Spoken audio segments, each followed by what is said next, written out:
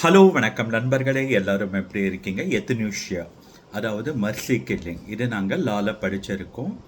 இது வந்து நெதர்லாண்டில் உலகத்தில் ஃபஸ்ட்டு ஆரம்பித்தாங்கன்னு இருக்குது, சட்டப்பூர்வமாக அதுக்கு அங்கீகாரம் இருக்கான்ட்டு.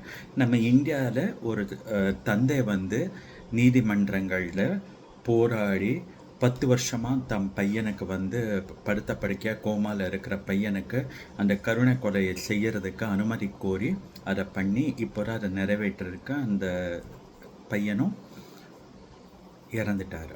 அந்த தகப்பன் என்ன சொல்லியிருக்காருன்னா, ஒரு பெற்றோர்கள் முன்னாடி ஒரு குழந்தைய வந்து இழக்கிறது அது தாங்க முடியாத ஒரு ஈடு செய்ய முடியாத ஒரு நஷ்டம். பட் கண்ணுக்கு முன்னாடியே அந்த படுற வேதனை வலி முடியாது. அதனால் அவனுக்கு வந்து அந்த வலி வேதனையிலேருந்து இந்த ஒரு செயல் வந்து அவனுக்கு அது வந்து ஒரு விடுவிப்பு கொடுத்துருக்குன்னு நினைக்கிறேன்ட்டு. இதுக்கு நமக்கு பார்க்குறப்போ இது க்யூரியஸாகவும் இருக்கும், வேடிக்கையாகவும் இருக்கும். பட் அதில் நிறைய உண்மைகளும் வேதனையும் வலியும் இருக்குங்கிறத நம்ம புரிஞ்சுக்கணும். இதை பற்றி உங்கள் கருத்து என்னங்கிறத எனக்கு தெரிவிங்க. பார்த்துக்கங்க. டேக் கேர் நண்பர்களே.